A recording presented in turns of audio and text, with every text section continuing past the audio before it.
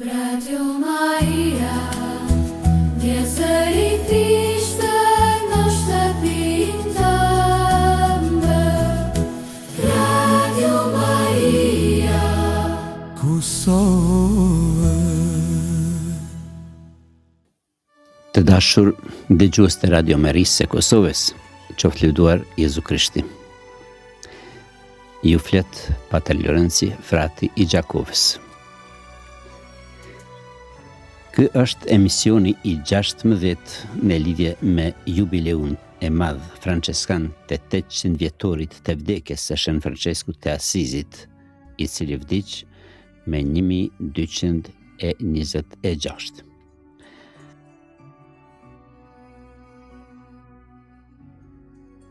Me fillim ju kemi folur përgjithsisht për këtë jubile, e pastaj 2 emisione ju kemi folur për jetën dhe veprën e Shën Franceskut.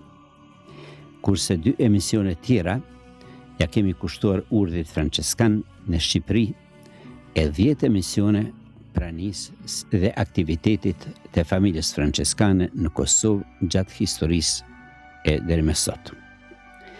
Tani duhet të themi diçka edhe për shpirtërinë franceskane, sepse ajo është vlera për të cilën bijtë dhe bijat e Shën Franceskut jetojnë dhe për të cilën luftojnë, me të cilën mundohen t'ja afrojnë këtë botë Jezu Krishtit, të vetmit shëlbues, pa të cilën nuk mund të pëlqejmë hyjt Atit ton qiellor.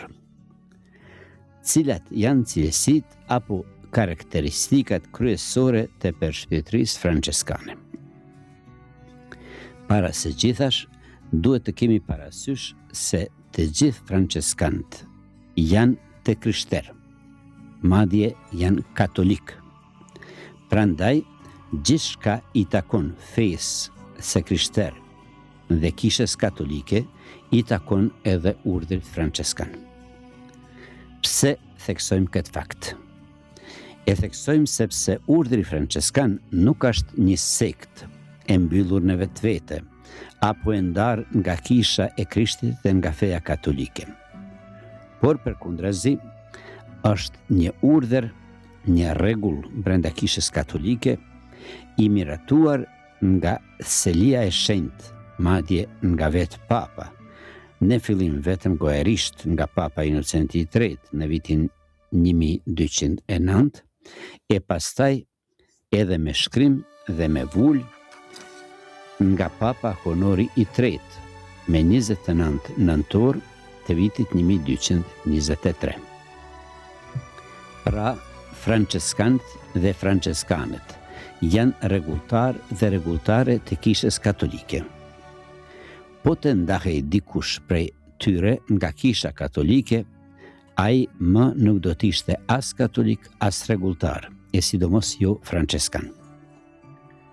Arsyeja tjetër pse theksojmë këtë fakt është kjo, se Shën Francesku ka shumë simpatizues edhe ndër konfesionet tjera jo katolike, si për shembull ndër besimtarët e krishterë ortodoks, anglikan dhe ndër protestant.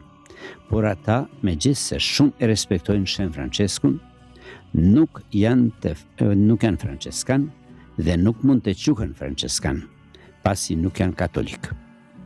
Shën Francesku ka shumë nderues edhe ndër religione tjera jo të krishterë, për shembull ndër musliman, ndër budist dhe hinduist. Por as ata nuk mund të quhen franceskan pasi nuk janë të krishterë. Pra, që të jesh franceskan, mas pari duhet të jesh i krishterë dhe katolik. Dhe ta kultivosh përshpirtërinë e krishterë dhe atë specifike katolike, që të mund të zhvillosh edhe më tej me elemente specifike franceskane. Cilat janë elemente kryesore të përshpirtërisë së krishterë? Besimtarët e krishterë në vend të parë besojnë në një hyjtë vetëm në 3 veta hyjnore që quhen Ati, Biri dhe Shpirti i Shenjtë, apo me një fjalë Trinia e Shenjtë. Besojnë edhe në të gjitha ato të vërteta që Kisha Katolike dëshmon si fenë e vetë. Ne besojmë në apostolike dhe në atë niceo-konstantinopolitane apo ne besojmë e Meshës. Kush beson të gjitha këto, ai edhe do të pagzohet dhe do t'i zbatoj në jetë ato të vërtetat e fesë që i dëshmojmë në pagzim. Kush nuk beson këte, ai as nuk pagzohet dhe as nuk mund të quhet i krishter. Cilat janë elemente kryesore të përshpjetërisë katolike? Ka të krishter të cilët nuk janë katolik, sepse nuk e praktikojnë në plotësi fenë katolike, si për shembull Kisha Ortodokse dhe shumë kisha protestante. Kisha Ortodokse në fakt i ka të gjitha sakramentet e Kishës së Krishtit, por nuk e ka bashkimin e plot të Kishës, sepse nuk e pranojnë papen si epror suprem të gjithë të krishterëve, sikurse ka vendosur vetë Jezu Krishti. Përkundrazi, edhe ata vetë janë ndarë në kisha të ndryshme kombëtare dhe nuk janë bashkuar në nivel botëror as në ortodoksizëm, e jo më në të gjitha të vërtetat e fesë që i ka dhe i dëshmon Kisha Katolike. Kishat protestante janë edhe më larg nga feja e vërtetë e Kishës Katolike, sepse nuk i kanë as të gjitha sakramentet e Kishës. Shumica e kishave protestante ka të vlefshëm vetëm sakramentin e pagëzimit, e disa sekte të tyre nuk e kanë të vlefshëm as pagëzimin, sepse nuk e kanë të qartë besimin në Trininë e Shenjtë. Përveç sakramenteve, të cilat e bashkojnë Kishën e Krishtit, Kisha Katolike e thekson si burimin kryesor të zbulimit të Zotit, Biblën, Shkrimin Shenjtë, komplet, që e kanë edhe shumica e të krishterëve tjerë, por disa kisha e sidomos disa sekte protestante nuk e respektojnë krejt Biblën, por vetëm ato pjesë të cilat i përshtaten ideologjisë e tyre. E kjo përzgjedhje se çka do të besoj e çka jo quhet herezi, apo gabim në fe, i cili heretikun e përjashton nga Kisha Katolike. Përveç Biblës, Kisha Katolike e ka si burim të zbulesës së Zotit edhe traditën e shëndosh shumë shekullore të Kishës, gjë që bashkësitë protestante nuk e kanë, pasi ata përjashtojnë traditën e Kishës deri në shekullin e 16. Per këtë arsye, të tillët nuk kanë asgjë me përshpirtërinë franceskane. Pastaj, një element shumë e rëndësi i përshpirtërisë katolike është edhe nderimi i Zojës së bekuar, Virgjes Mari, nënës së Zotit ton Jezu Krishtit, si edhe nderimi i shenjtërve dhe i shenjtëreshave të Zotit, madje edhe nderimi i figurave të shenjta dhe i truporeve të shenjtërve, të cilat në mënyrë të dukshme i paraqesin shenjtërit e Zotit. Ato figura dhe trupore kishat protestante nuk i kanë, as nuk i pranojnë, sepse nuk dinë të dallojnë nderimin e shenjtërve nga adhurimi i një të vetmit hyj, që është dallim shumë i madh. Kuptohet se vetëm hyj, Ati, Biri dhe Shpirti Shenjt adhurohet si Zot dhe Krijues, kurse të gjitha krijesat e Tij respektohen dhe nderohen pikërisht për dashurinë ndaj hyjit, Krijuesit të çdo gjëje. Nderimin e vetë të veçantë ndaj hyjit, Atë, Shën Francesku e shpreh shumë bukur në lutjen e vet, lavde hyjit të jetë të lartë. Tash i lexojmë ato lavde që i ka shkruar Shën Francesku e që vlejnë për të gjithë të krishterët e mira t'i përdorim si lutjen tonë, ndoshta edhe të përditshme. Ti je i shenjtë, o Zot, vetëm ti je hyj që ban mrekulli. Ti je i fortë, ti je i madh, Ti je Tetë i lartë. Ti je mbret i gjithpushteshëm. Ti Ati i shenjtë, mbret i qiellit dhe i tokës. Ti je Trini e njëni, Zot hy i hyjnive. Ti je e mira, çdo e mirë, më e madhja e mirë. Zoti hy i gjallë dhe i vërtetë. Ti je dashuri edhe mshuri. Ti je urti. Ti je përvojtëri. Ti je duresë. Ti je bukuri. Ti je siguri. Ti je qetësi. Ti je gazmend e hare. Ti je shpresa jonë. Ti je drejtësi dhe përkore. Ti je gjithçka, pasuria jonë e mjaftueshme, e vetmja pasuri që na mjafton. Ti je bukuri, ti je butësi, ti je pajtor, ti je rojtar dhe mbrojtës. Ti je forcë, ti je strehim, ti je shpresa jonë, ti je feja jonë, ti je dashuria jonë, ti je krejt e mëlsia jonë, ti je jeta jonë e përsosur, Zot i madh dhe i admirueshëm, ky i gjithpushteshëm, shpëtimtar i mëshirshëm. Kështu mund të lëvdoj hyn secili besimtar. Ndërkaq, ne sot nuk do të flasim për këto elemente të përbashkëta të krishtere dhe katolike, por vetëm për përshpirtërinë specifike franceskane. Përshpirtëria franceskane buron nga jeta dhe përvoja e Shën Franceskut të Asizit dhe të ndjekësve të tij.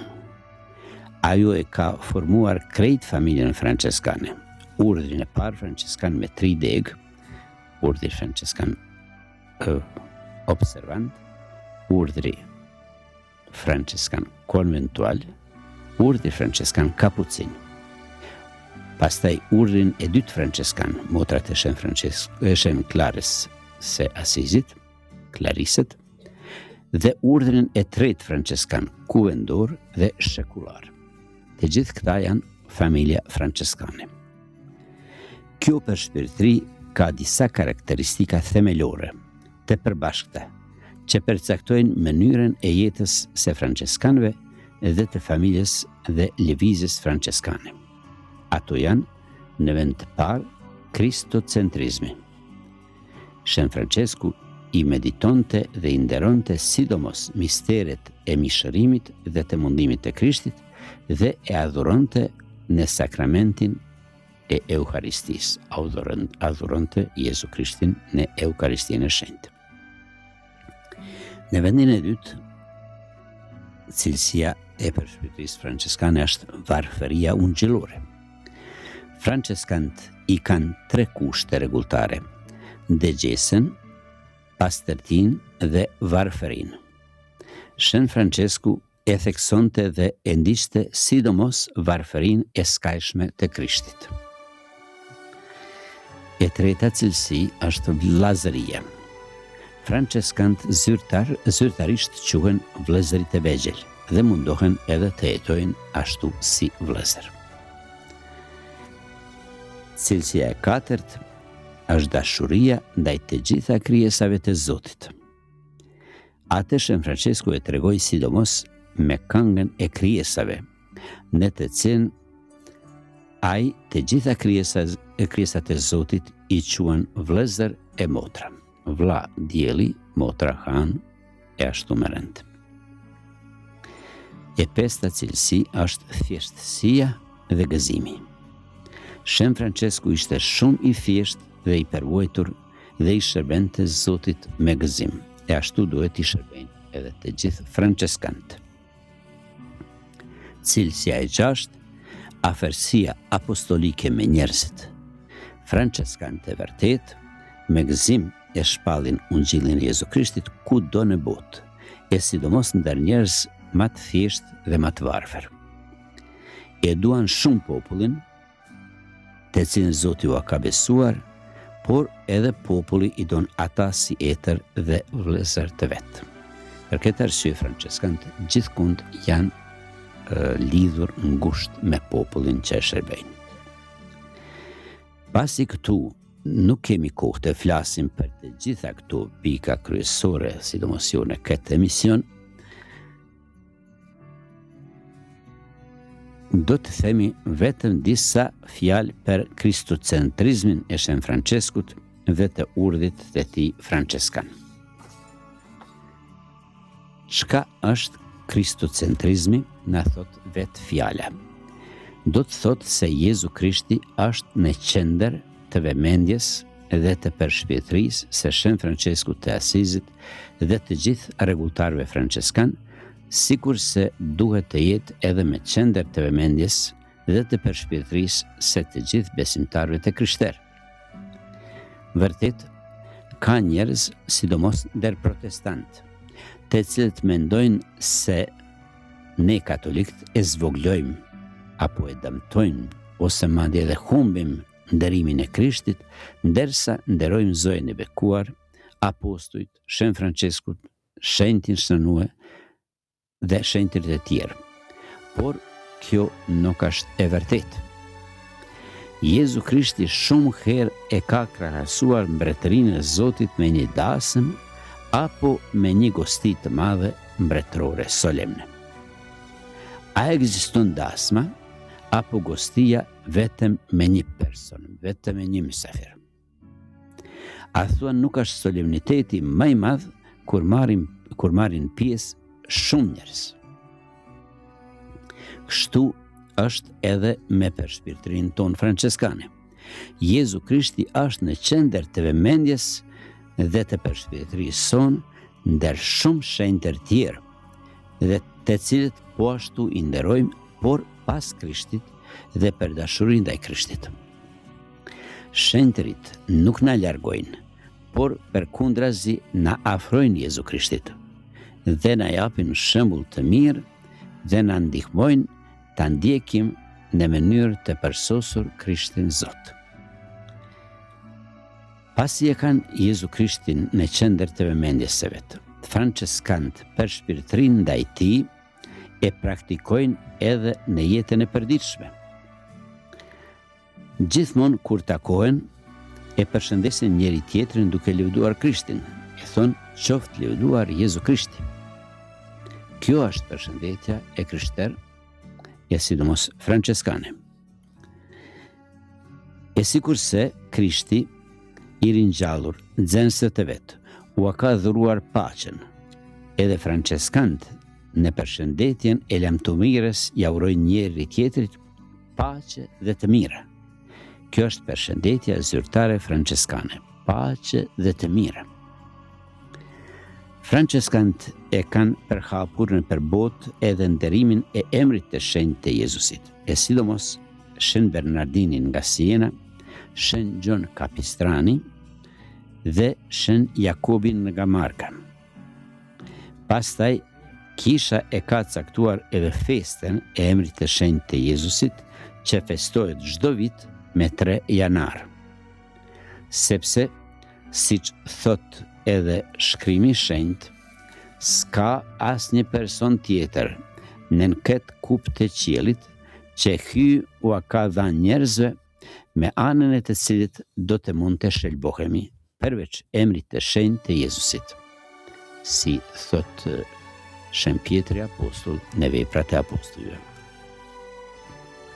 Prandaj, në çdo vepër të mirë, sa do pak më rëndësi, ne fillojmë edhe e bëjmë në emër të Krishtit. Edhe çdo meshtar, para se të niset nga sakristia për të kremtuar meshën e shenjtë, thot të shkojmë në paqe, e të gjithë bashkë kremtuesit dhe ministrantët përgjigjen në emër të Krishtit.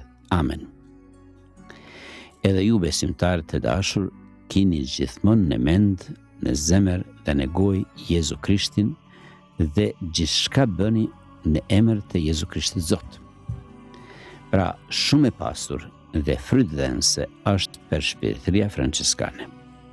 Duhet ta njohim dhe ta praktikojmë sa më mirë në nder të hyjt atë për shëlbimin e barë botës dhe për shenjtërimin ton personal. Kur flasin për kristocentrizmin e Shën Franceskut të Asizit, duhet të kemi parasysh se Zoti ati i zbulohet, Shën Franceskut i zbulohet në mënyrë më të plotë në përvujtrin e mishërimit. Pastaj në dashurin e cila e nxiti Jezusin ta pranoj kryqin dhe vdekjen për shëlbimin ton dhe më në fund në praninë e tij në sakramentin e Eukaristisë. Prandaj për shpirtëria franceskane thekson në mënyrë të veçantë këto tre elemente. Mas pari Krishtlindjen, do me thanë misterin e përvujtrimit të birit të Zotit i cili u mishërua dhe u bë njeri për dashurin ndaj nesh. Shën Francesku i Asizit në vitin 1219 pas takimit me sultanin Malik al-Kamil të Damieta në Egjipt, e vizitoi tokën e shenjtë e në mënyrë të veçantë Betlehemin, do të thënë vendlinjen e Jezu Krishtit, dhe Jeruzalemin, vendin e vdekjes së tij. Shumë meditonte për përvojtrinë të jetë të madhe të Zotit ton, i cili u dënua që për dashuri ndaj njeriut të bëhej njeri, për të shpëtuar njeriun prej mëkateve të tija dhe nga vdekja e amshuar dhe për të pajtuar me atin qiellor. Kur u kthye në Itali, ai i pari në histori e bëri grazhdin e Betlehemit. Betlehemin e gjallë, një skenë të gjallë të lindjes së Jezu Krishtit në Greqo, në vitin 1223. Për të gjetë mund ta përjetojnë njerëzit sa më mirë për ujtrimin e birit të hyjt që u bë njeri për dashuri ndaj nesh. Kjo paraqitje pastaj u bë tradita në mban botës katolike dhe sot s'ka famulli ku nuk bëhet grazhdi i Betlehemit në përkisha, madje edhe në për familjet e besimtarve. Tradit shumë e bukur dhe e çmueshme, sidomos kur lidhet me meshën e shenjtë, me leximin dhe meditimin e teksteve ungjillore për lindjen e shëlbuesit ton. Në vendin e dytë, sot i zbulohet Shën Franceskut në mënyrë të veçantë në mundimin dhe vdekjen e tij në kryq. Ky është misteri tjetër i jetës së Krishtit, të cilën Shën Francesku e thekson dhe e nderon në mënyrë të theksuar. Vetë Jezusi ka thënë, dashuria më e madhe që ndokush mund ta tregoj është të jap jetën e vet për miqtë e vet.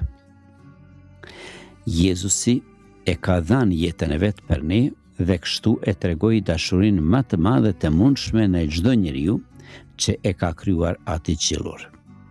Madje ai i pafajshëm e ka dhënë jetën e vet për ne në mundimet e tmerrshme të kryqit. Prandaj Shën Francesku dhe të gjithë franceskanët e nderojnë shumë kryqin e Jezusit. E adhurojnë Krishtin e kryqizuar jo vetëm në kishë, por edhe në çdo shtëpi dhe në çdo familje. Ja se si Shën Francesku lutej para kryqit të Jezu Krishtit. Ta dëgjoj mirë se mirë është të lutemi të gjithë para kryqit të Krishtit në këtë mënyrë. O hy i lartë dhe i lavdishëm, shndritë terin e zemrës sime e më jep fe të drejtë, shpresë të sigurt dhe dashuri të përsosur, mençuri e njohje o Zot, që të kryej urdhrimin tënd të vërtetë dhe të shenjtë. Amen. Shën Francesku aq thellë e meditonte mundimin e Krishtit në kryq, sa që dëshironte t'i ndjente sa është e mundshme mundimet e tija në trupin e vet. Prandaj Krishti 2 vjet para vdekjes së tij se Shën Franceskut ja dha stigmat, do me thënë shenjat e dukshme të 5 varave të veta, në duar, në këmbë dhe në krahëror, të cilat i shenjti i barti deri në vdekje. Të gjithë franceskant i nderojnë varët e Krishtit të kryqëzuar si edhe stigmat e Shën Franceskut. Madje në Shqipëri kemi edhe një kongregat të motrave stigmatine, të cilat në mënyrë të veçantë i kushtojnë nderimit të varëve të Krishtit të kryqëzuar. Për shpirtërisë franceskane i takon edhe nderimi i gjakut të paqmueshëm të Jezu Krishtit. Lutjet e Shën Brigites së Suedisë, e cila ka qenë po ashtu një terciare franceskane, janë kushtuar nderimit të gjitha varëve e Jezu Krishtit që ai i psoi gjatë mundimit të vet. Ato meditohen në 15 lutje të Shën Brigites. Shën Brigita ka edhe 7 lutje tjera, të cilat janë kushtuar veçanërisht nderimit të gjakut të tij të shenjtë. Kisha Katolike ka edhe një kongregat të motrave adhuruese të gjakut të Krishtit. Edhe pse ato nuk i takojnë familjes franceskane, për shpirtëria e tyre në këtë pikë plotësisht përputhet me shpirtin e Shën Franceskut. Të gjithë besimtarët katolik shumë mirë e njohin udhën e kryqit dhe me shumë nderim e lutin. Ajo është para së gjithash një përshpirtëri karakteristike franceskane. E promovoi veçanërisht Shën Leonardo da Porto Mauricio. Pika e tretë është Eukaristia, kulmi i përshpirtërisë franceskane kristocentrike është nderimi dhe adhurimi i Eukaristisë së shenjtë, që është prania reale e Krishtit të gjallë në të shenjtrueshmin sakrament të altarit. I vetëdijshëm se Jezusi i gjallë është i pranishëm në të shenjtrueshmin sakrament të altarit, Shën Francesku në çdo kish i lutej kështu: Te adhurojmë o Krisht, këtu dhe në të gjitha kishat e tua që gjenden në mbar botën, dhe po të bekojmë sepse me shenjtin kryqin tënd e shpërbleve botën. Këtë lutje franceskan të lusin gjithmonë posa të hyjnë në ndonjë kish dhe para se të dalin prej saj. Por ajo mund të lutet edhe në familje, sidomos para kryqit të shenjtë të Krishtit, pasi Zoti është i pranishëm gjithmonë dhe gjithkund. Mirë po, në të shenjtrueshmin sakrament, Jezusi është i pranishëm në mënyrë reale, kurse në kryqin në mënyrë simbolike. Shën Francesku promovonte ruajtjen e Eucharistisë në tabernakull. Përpara nëpër kisha nuk kishte tabernakull. Hostet e shugruara ruheshin në mënyrë shumë më të papërshtatshme në ndonjë raft të çmueshëm. Shën Francesku me këmbgulje kërkonte që ato të ruhen në mënyrë sa më të denjë dhe që enët e meshës të jenë sa më të çmueshme. Shën Klara e Asizit punonte dhe qëndiste bukur shumë korporale dhe mbulesat e altareve për të gjitha kishat të rrethit të Asizit, për të nderuar sa më shumë e sa më mirë Jezusin e gjallë në Eucharistinë e shenjtë. Për shkak të Eucharistisë së shenjtë, Shën Francesku i nderonte jashtëzakonisht shumë edhe të gjithë meshtarët, të cilët janë persona të vetëm që na japin korpin dhe gjakun e shenjtë të Krishtit. Prandaj Shën Francesku në testamentin e vet shkruan kështu: Zoti më dha dhe më jep ende një besim kaq të madh ndaj meshtarëve që jetojnë sipas mënyrës së kishës së shenjtë romake, për shkak të urdhrit të tyre. Aq sa po të më salvojnë, dua t'i drejtohemi pikrisht atyre. E sikur une të kisha shumë mençuri, aq sa pati Salomone. e të takoje me shtartë varfanjak të kësaj bote në familjet ku ata rrinë, nuk dëshiroj të predikoj kundër vullnetit e tyre. Këta dhe gjithë të tjerët dëshiroj t'i druaj, t'i dua e t'i nderoj si zotërinjtë e mi. E nuk dua të konsideroj në ta mëkatin, sepse në ta unë dalloj birin e hyt, dhe ata janë zotërinjtë e mi. E bëj këtë sepse nga vetë të jetë i lartë i biri i hyt, nuk shoh asgjë tjetër nga ana trupore, fizikisht pra, në këtë botë përveç korpit dhe gjakut të tij të shëndrueshëm që ata marrin dhe vetëm ata u japin të tjerëve.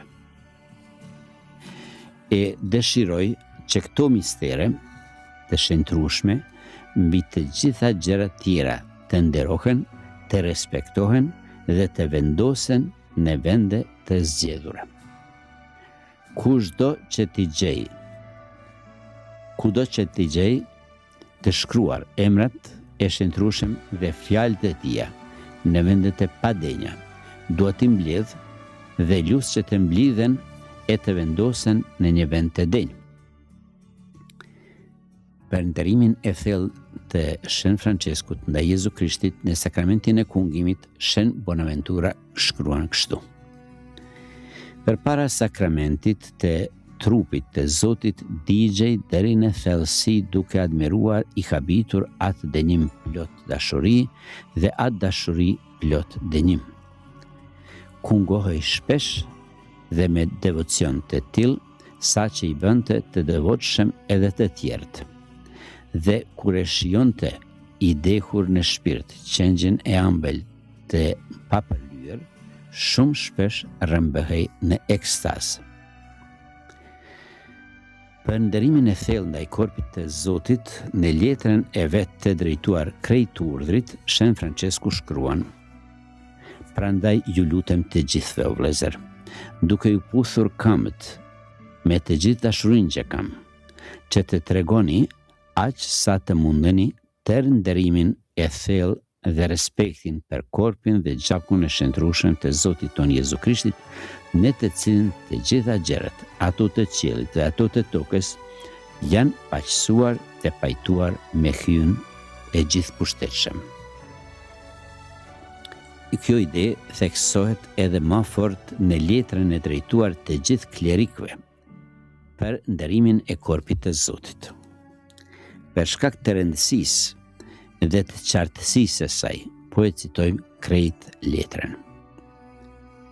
Të kemi kujdes të gjithë ne klerikët ndaj mëkatit të madh dhe mosnjohjes që disa kanë në lidhje me korpin dhe gjakun e shëndrueshëm të Zotit ton Jezu Krishtit dhe me emrat e shëndrueshëm dhe fjalët e tija të shkruara dhe që shëndrojnë korpin.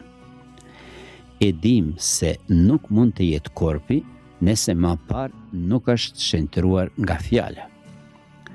Në të vërtetë, asgjë nuk kemi, as nuk shohim nga ana trupore, fizikisht pra, në këtë botë, nga vetë të jetë i larti, përveç korpit dhe gjakut, emrave dhe fjalëve, nëpërmjet të cilave jemi krijuar e shëlbuar prej vdekjes në jetë. Të gjithë ata pastaj që japin mistere kaq të shenjta, të mendojnë me vete, sidomos ata që japin në mënyrë të palejueshme, sa të mjerueshme janë kelçet, korporalet dhe mbulesat e altarit ku kryhet flijimi i korpit dhe i gjakut të tij. Shumë veta e vendosin dhe janë në vendet e padenja, e zhvendosin pa asnjë nderim dhe e marrin në mënyrë të padenjë dhe u japin të tjerëve pa maturim. Edhe emrat e fjalë të shkruara nga ai, nga njëherë shkelen me këmbë, sepse njeriu thjesht një natyror nuk i merr vesh sendet që rrjedhin prej shpirtit të hyjt. A nuk duhet të ndihemi të shtyrë në mëshirë për gjithë këtë, duke parë se vetë Zoti ynë i mirë dorëzohet në duart tona dhe ne prekim dhe e marrim atë çdo ditë në kungim.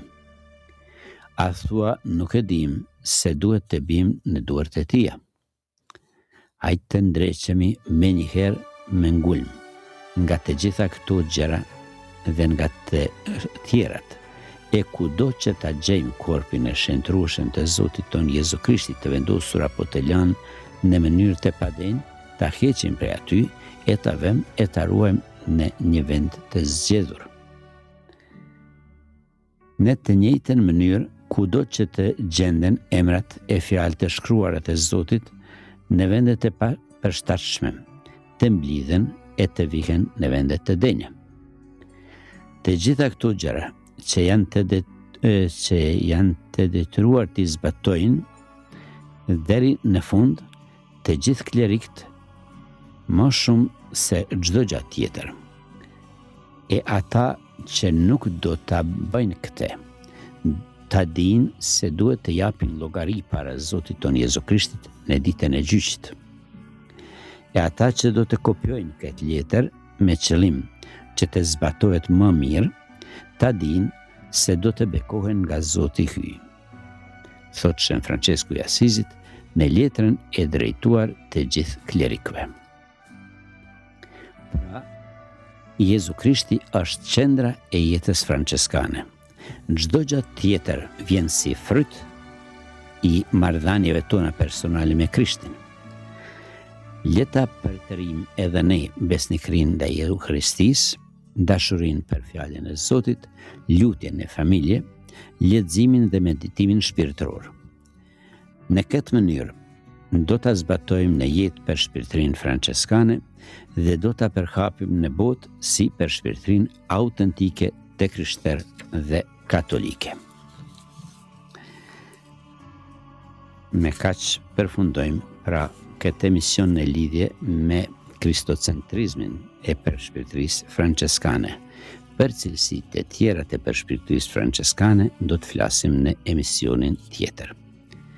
Do të përfundojmë me një lutje. Zoe e bekuar, nana e këshillit të mirë, pajtoria e popullit shqiptar, lutu për ne. Mbretëresha e urdhit franceskan, lutu për ne. Shën Francesku e Shën Klara, lutuni për ne. Të gjithë shenjtërit e shenjtëreshat e hyjt, lutuni për ne. Zoti qoftë me ju. Ju bekoft, ju ndihmoft të ju rujt hyj gjithë pushtetshëm, Ati dhe Biri dhe Shpirti i Shenjtë.